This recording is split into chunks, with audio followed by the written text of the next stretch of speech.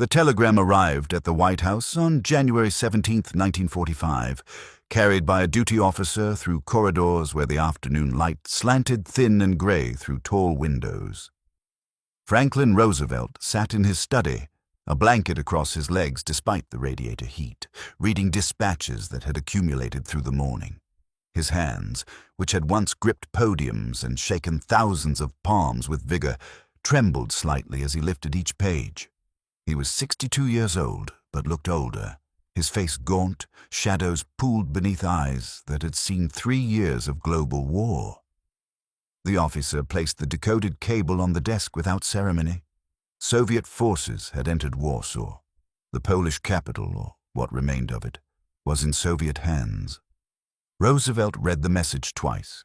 His expression, according to Admiral William Leahy, who entered moments later, revealed nothing. No surprise, no satisfaction, no dismay. He set the cable down carefully, aligned it with the edge of his desk, and stared at it for several seconds before speaking. "Well," he said finally, his voice carrying the slight rasp that had crept into it over recent months, "now we'll see what Stalin really intends." That single sentence, recorded in Leahy's diary that evening, contained within it the weight of calculations Roosevelt had been making for months, the delicate architecture of hope and realism he'd constructed around the Soviet question, and the knowledge that the war's end would bring problems as complex as any faced during the fighting. Because Warsaw wasn't just a city. It was a symbol, a test case, and a preview of the Europe that would emerge from the ruins of Hitler's Reich. And Roosevelt knew, as he sat with that telegram in his hands, that what happened next in Poland would determine whether the alliance that had defeated Nazism could survive into peace. To understand what Roosevelt was thinking in that moment, you have to go back 5 months to the first day of August 1944, when Warsaw had erupted in revolt. The Polish Home Army, loyal to the government in exile in London, had risen against the German occupation. 40,000 fighters, armed mostly with weapons smuggled piece by piece over years, homemade explosives and captured German equipment, had attacked Wehrmacht positions throughout the city. They'd expected the uprising to last perhaps a week, maybe 2. Long enough for the Red Army, which had reached the eastern bank of the Vistula River, to cross and help liberate the capital. The Soviet guns had been audible in Warsaw's eastern districts. Refugees streaming west had reported Soviet tanks just kilometers away. The timing seemed perfect. The Germans were reeling from Operation Bagration, the massive Soviet offensive that had destroyed Army Group Center. Surely, the Poles had reasoned, this was the moment to rise, to liberate their own capital, to ensure that when the Soviets arrived, they would find a functioning Polish authority already in control. But the Soviet advance had stopped. For 63 days, while Warsaw burned, while the Germans methodically destroyed the city block by block, while Polish fighters died in sewers and cellars and rubble-choked streets, the Red Army sat on the Vistula's eastern bank and watched. Soviet artillery remained silent. Soviet aircraft stayed grounded. When American and British planes attempted to drop supplies to the insurgents, flying dangerous low-altitude missions from bases in Italy, Stalin refused to let them refuel on Soviet airfields, forcing them to make the round trip without rest stops, reducing the supplies that reached the fighters. Roosevelt had received reports throughout those 63 days. Desperate cables from the Polish government in exile, intelligence assessments from the OSS, pleas from Churchill, who had stronger ties to the Poles and felt their betrayal more personally. The pattern became clear even through the fog of incomplete information.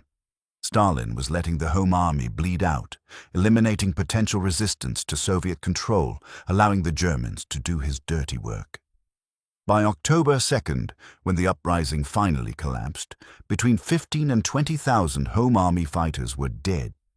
Another 15,000 had been captured and sent to German camps.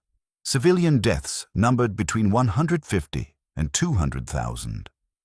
The Germans, enraged by the resistance, had systematically demolished what remained of the city. Historic buildings were dynamited. Entire neighborhoods were burned. Warsaw, which had survived centuries of war and occupation, was being erased from the map. And through it all, Soviet forces sat and waited. Roosevelt had said nothing publicly about the Soviet inaction. He'd sent carefully worded messages to Stalin, expressing hope that aid could be provided to the Polish fighters. But he'd never pushed hard, never made it a crisis in the alliance. Churchill had been more vocal, more angry, but Roosevelt had counseled patience, had urged his British counterpart not to let the Polish question derail the larger strategy of defeating Germany. Because Roosevelt was playing a longer game. He was building towards something he believed could transform the post-war world, a United Nations organization where the great powers, including the Soviet Union, would work together to prevent future wars. He'd spent hours in meetings sketching out the structure, imagining how it would function, dreaming of a permanent peace enforced by collective security rather than temporary alliances. For that vision to work, he needed Stalin inside the tent, committed to the framework, invested in making it succeed. Poland was a test of whether that was possible. But it was a test Roosevelt wasn't sure he wanted to take too early. His strategy towards Stalin had been consistent since the two men first established direct communication after the German invasion of the Soviet Union in 1941. Roosevelt had sent massive aid through the Lend-Lease program, billions of dollars in equipment, food and raw materials. He'd pushed for the Second Front in France, finally delivered with D-Day in June 1944, to relieve pressure on the Eastern Front. He'd treated Stalin as a partner, not a subordinate, had respected Soviet interests in Eastern Europe, had tried to build personal rapport through letters and through representatives like Harry Hopkins. The approach was based on a calculation that many of Roosevelt's advisers questioned, but that the president held firmly. Stalin was a realist who would respond to respect and inclusion. If treated as an equal, if given legitimate security concerns along his borders, if brought into the post-war order as a founder rather than an afterthought, Stalin would moderate his behavior, would choose cooperation over confrontation. Poland was where that theory would be tested. The political situation was impossibly tangled. The Polish government in exile in London, recognized by Britain and the United States, claimed legitimate authority over Poland. They'd maintained a government structure throughout the war, had commanded the Home Army, had diplomatic relations with the Western Allies. But they were also staunchly anti-Soviet, remembered the Soviet invasion of Eastern Poland in 1939 as vividly as the German invasion, and refused to accept Stalin's demands for territorial changes that would shift Poland's borders westward, giving the Soviets land they'd seized in 1939. Stalin had responded by creating his own Polish authority, the Lublin Committee, named for the city where it was established in July 1944, as the Red Army advanced into Poland. Composed of Polish communists and sympathizers, the Lublin Committee accepted Soviet territorial demands and promised friendly relations with Moscow. As Soviet forces moved west, the Lublin Committee moved with them, establishing administrative control in liberated areas, setting up a provisional government that claimed to speak for Poland. By January 1945, there were effectively two Polish governments, each claiming legitimacy, each backed by different Allied powers, each representing completely incompatible visions of Poland's future. Roosevelt's mail included regular letters from Polish Americans, millions of voters concentrated in key states like Illinois, Michigan, and Pennsylvania, demanding that he protect Polish independence, that he stand up to Stalin, that he ensure the London government's authority was restored. His political advisers warned him that the Polish question could cost him support, could complicate his ability to sell the United Nations concept to Congress and the American public. But Roosevelt also received intelligence assessments that painted a stark picture. Soviet forces were on the ground in Poland, Soviet-backed authorities were establishing control, and there was no realistic military option for changing that reality. The Red Army had done the bulk of the fighting against Germany, had suffered casualties in the millions, and had earned through blood the right to security on its borders. Trying to force Stalin out of Poland would mean confronting him militarily, and that was unthinkable with Germany still fighting, Japan still to be defeated, and American public opinion desperate for the war to end. So Roosevelt had walked a careful line. He'd maintained diplomatic relations with the London Poles while acknowledging Soviet concerns. He'd pushed for a compromise solution, a coalition government that would include representatives from both the London and Lublin groups. He'd tried to broker meetings, to find middle ground, to create a formula that would satisfy everyone. It hadn't worked. The London Poles refused to compromise on borders or share power with communists they viewed as Soviet puppets. The Lublin Committee, backed by Soviet bayonets, had no incentive to negotiate. Stalin had made clear that Poland's future government must be friendly to the Soviet Union, a term that in practice meant Soviet-controlled. And through the fall of 1944, as Soviet forces ground westward through Poland, as the Home Army bled out in Warsaw, as winter approached and the final campaigns against Germany loomed, the Polish question remained unresolved, a diplomatic bomb waiting to explode. Then came January 17th, and the telegram announcing that Soviet forces had entered Warsaw. Roosevelt's immediate response, that single sentence about seeing what Stalin really intended, reflected his understanding that this was a moment of revelation. The Soviets hadn't just taken Warsaw militarily. They'd liberated it after allowing the Home Army to be destroyed, after ensuring that no rival Polish authority would be in position to claim control. The Lublin Committee was already preparing to move into the ruins, to establish itself as the provisional government of a liberated Poland, to present the Western Allies with a fait accompli. Within hours of receiving the news, Roosevelt was drafting messages. Not angry denunciations, not ultimatums, but careful diplomatic notes expressing American interest in Poland's future, reminding Stalin of previous discussions about representative government, laying groundwork for the conference that was scheduled to begin in less than 3 weeks. Because the Yalta Conference, set for early February in the Crimean resort town, would be where the Polish question had to be resolved. Roosevelt, Churchill, and Stalin would meet face to face, would hammer out the details of post-war Europe, would decide Poland's fate. Roosevelt had been preparing for months, reading briefing papers, consulting with advisors, thinking through negotiating positions. The fall of Warsaw changed the calculus.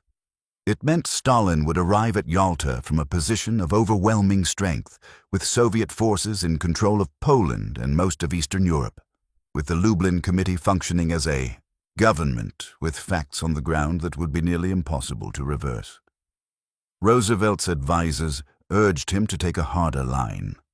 Secretary of State Edward Stettinius argued for demanding free elections in Poland, for insisting on the London government's inclusion, for making it a red line issue. Ambassador Averell Harriman, who'd been dealing with the Soviets in Moscow and had grown increasingly skeptical of Stalin's intentions, warned that Soviet behavior in Poland was a preview of what would happen across Eastern Europe if not checked. But Roosevelt was thinking about the bigger picture.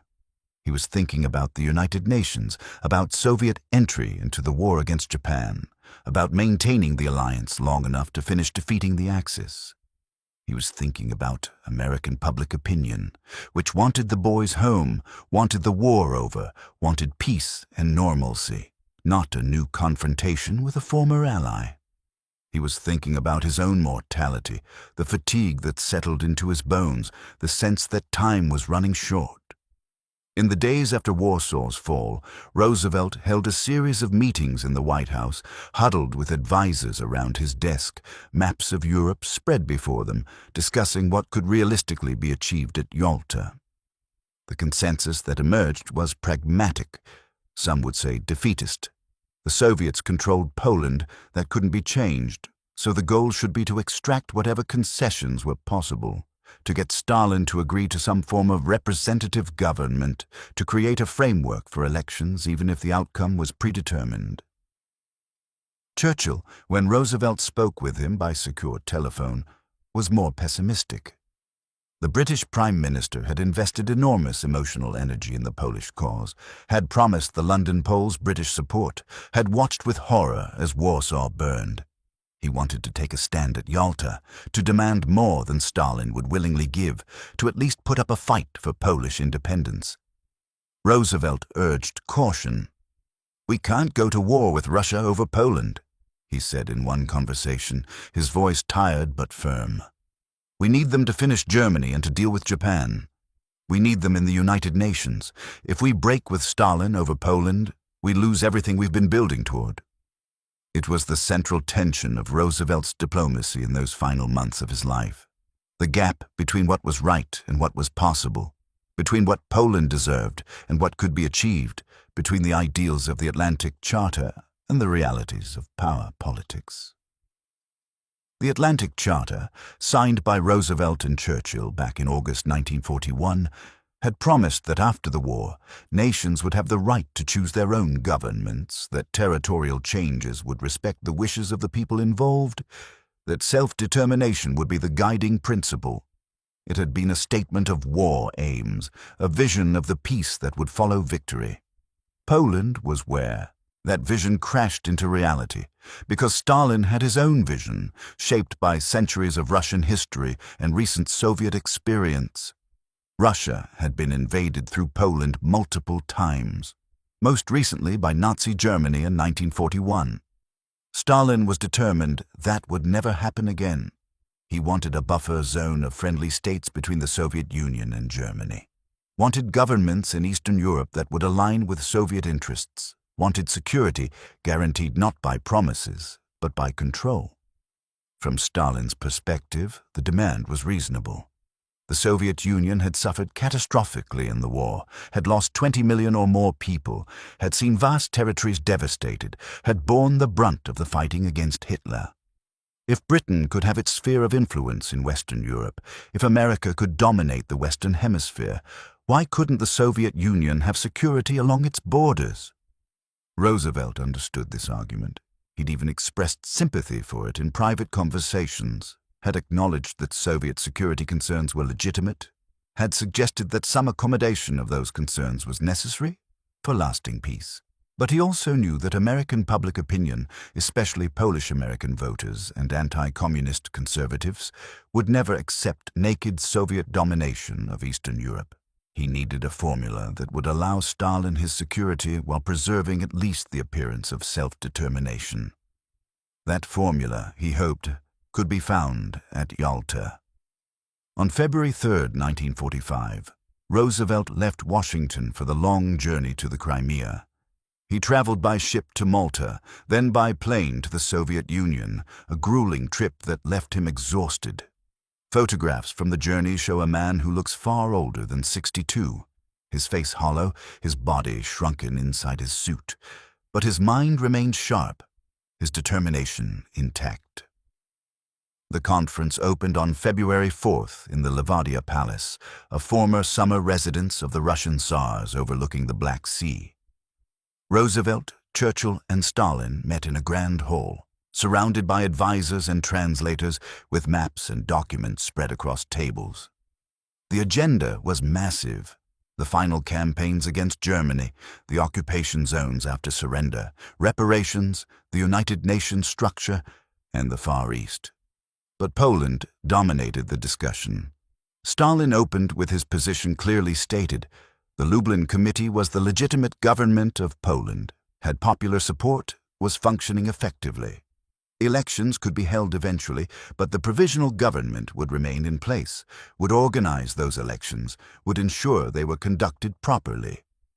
As for borders, the Curzon Line, which roughly followed the 1939 Soviet-Polish border, would be Poland's eastern boundary, with Poland compensated by territory taken from Germany in the west.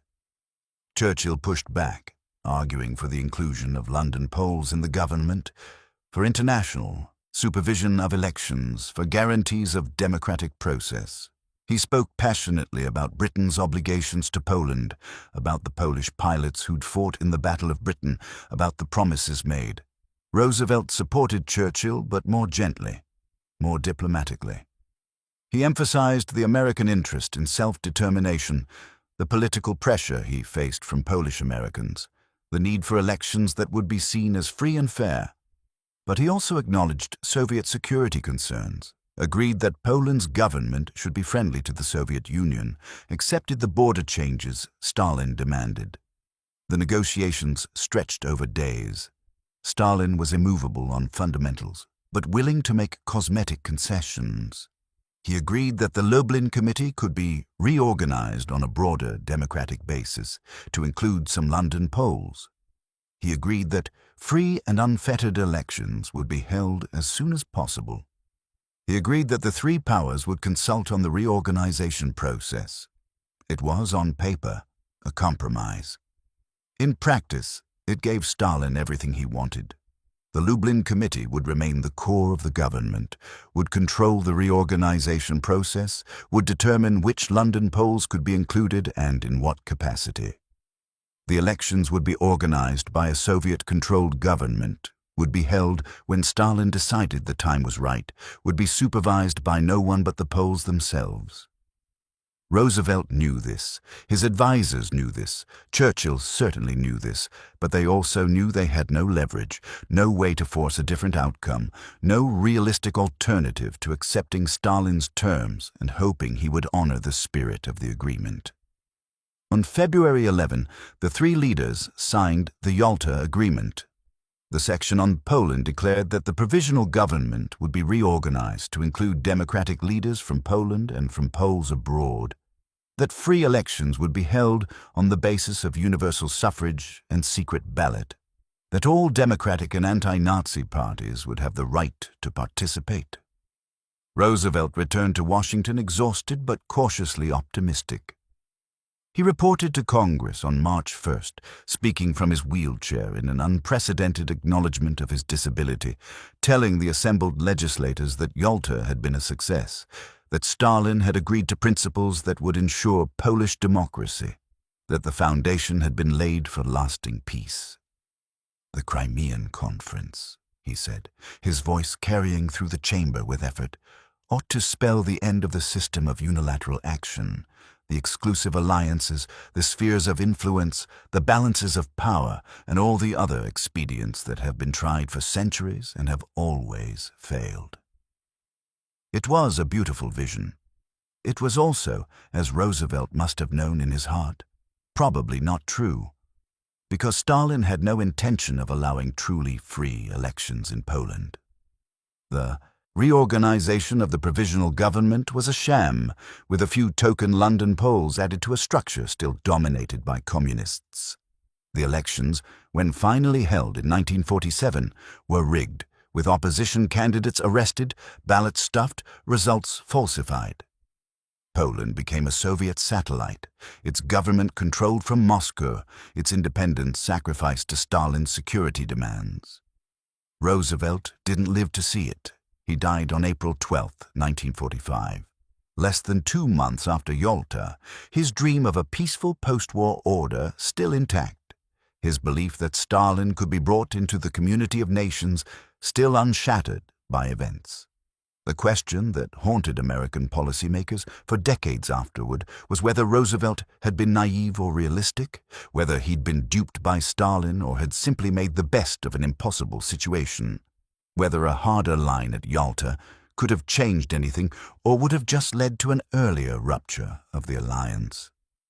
The truth is probably that Roosevelt understood exactly what he was doing.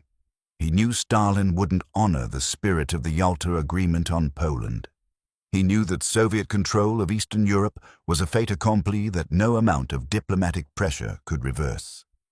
He knew that the vision of the Atlantic Charter, of universal self-determination and democratic choice, was being compromised in the interest of maintaining the alliance. But he also believed that the alternative was worse. A confrontation with the Soviet Union in 1945, with Germany still fighting and Japan still to be defeated, would have been catastrophic. The American public would never have supported it. The casualties would have been staggering. The post-war world would have been even more dangerous than the one that actually emerged. So Roosevelt made a calculation, a cold-blooded, pragmatic decision dressed up in idealistic language. He would accept Soviet domination of Poland and Eastern Europe in exchange for Soviet cooperation in finishing the war and building the United Nations. He would get what concessions he could on paper, knowing they were largely meaningless, but preserving the appearance of Allied unity and shared principles. When that telegram arrived on January 17th, announcing that Soviet forces had reached Warsaw, Roosevelt had already made that calculation. His response, that single sentence about seeing what Stalin really intended, wasn't surprise or shock or dismay. It was confirmation. The moment he'd been anticipating, the test of whether Stalin would show restraint or would impose Soviet control, had arrived. And Stalin's answer was clear. Roosevelt chose to proceed anyway, to go to Yalta, to negotiate the best terms he could, to maintain the alliance, to hope that over time Soviet behavior might moderate, that the United Nations might create a framework for peaceful resolution of disputes, that the worst excesses of Soviet control might be restrained by international pressure. History judged that hope to be misplaced. The Cold War that followed, the division of Europe, the decades of confrontation between East and West, all flowed in part from the decisions made at Yalta, from Roosevelt's acceptance of Soviet dominance in Eastern Europe. But in that moment, in January 1945, sitting in his study with that telegram in his trembling hands, Roosevelt was making the only choice he believed was available. The Soviets had reached Warsaw. They would control Poland. The question wasn't whether to stop them, because that was impossible. The question was how to manage the consequences, how to preserve what could be preserved, how to build a post-war order that might, despite everything, prevent another global catastrophe. "Now we'll see what Stalin really intends," Roosevelt had said. He already knew the answer. The rest of his life, all 66 days of it, would be spent trying to make the best of that knowledge, trying to salvage something from the wreckage of the Atlantic Charter's promises, trying to build a peace that would last, even if it wasn't the peace he dreamed of. Warsaw burned in his memory, as it burned in reality, a symbol of what had been sacrificed, what had been lost, what had been deemed acceptable in the terrible calculus of war and peace. The Polish fighters who'd risen in August, believing the Soviets would help them, who died in sewers and cellars while Soviet guns stayed silent, who'd been betrayed by the very forces that claimed to be liberating them, had paid the price for Roosevelt's realism. Whether that price was necessary, whether it bought anything of value, whether Roosevelt's vision of cooperation with Stalin was ever achievable or was doomed from the start, these are questions that have no certain answers. What's certain is that when Roosevelt learned the Soviets had reached Warsaw, he understood that a chapter was closing, that the war's end would bring not the peace he'd hoped for, but a different kind of struggle, that the alliance built in the crucible of fighting Hitler would fracture over the question of what came after. He died before that fracture became complete, before the Iron Curtain descended, before the Cold War began in earnest. Perhaps that was a mercy. Perhaps it allowed him to die still, believing that his vision might prevail, that Stalin might honor his commitments, that the United Nations might fulfill its promise. But on January 17th, reading that telegram, Roosevelt knew the truth. The Soviets had reached Warsaw, and Poland, for all practical purposes, was lost.